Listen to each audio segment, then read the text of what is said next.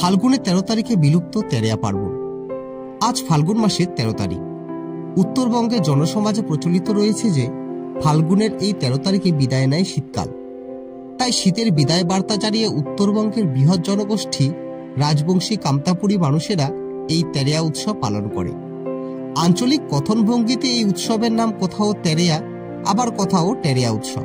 জানা যায় ফাল্গুনের এই 13 তারিখে রাজবংশী সম্প্রদায়ের মানুষেরা পূর্বপুরুষদের নিয়মনীতি মেনে বাড়ির পাশে ফাঁকা মাঠে কোলা গাছের ঢোনার একটি পাত্রে ফুল ফল ধূপধুনা সাজিয়ে এক বালতি জল নিয়ে যায় তেরেয়া পূজা করতে।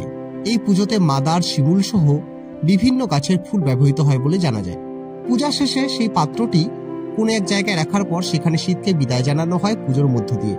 এরপর সেই বালতি বোঝাই জল নিজের গায়ে দিয়ে বাড়িতে আসে ও শীতকে বিদায় দেওয়া হয় বলে তারা মনে করে এবং একই সঙ্গে গ্রীষ্মের আগমনকে অনুভব করতে শুরু করে। এর পাশাপাশি বাড়ির গবাদি পশুদেরও এদিন স্নান করানো হয়। মূলত বাড়ির ছোট ছোট ছেলে মেয়েদের এই লোকাচার উৎসব পালন করতে দেখা যায়। শোনা যায় এই উৎসবকে কেন্দ্র করে উত্তরবঙ্গের জনমানসে একসময় প্রবল উন্মাদনা দেখা যেত। এই তেরেয়া উৎসবকে কেন্দ্র করে গ্রামের মানুষেরা রাতে এক জায়গায় মিলিত হয়ে রাখাল সেবা বা রাখাল পীরের বা সহভোজের ব্যবস্থা করত। তবে বর্তমানে বিশ্বায়নের এবং কর্মব্যস্ততার যুগে ক্রমশ হারিয়ে যাচ্ছে উত্তরের এই লোকাচার। যদিও কিছু কিছু জায়গায় এখনো এই উৎসব পালিত হতে দেখা যাচ্ছে।